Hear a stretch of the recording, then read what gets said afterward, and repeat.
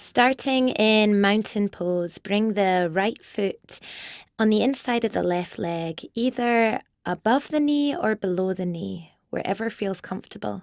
You can even feel free to take half lotus variation. Bringing the hands to the heart center, finding your balance here. Maybe you'd like to take an arm variation. Find your drishti point of focus, breathing here. And when you're ready, bring the hands back to the heart center and very carefully unwinding, coming back to standing. On the other side, inhale the left leg in. Choose whichever variation suits you. Bring the hands to the heart center, finding your balance. You can lift the arms high, challenge your gaze. Breathing here. And when you're ready, come back to center. Very carefully release, mountain pose.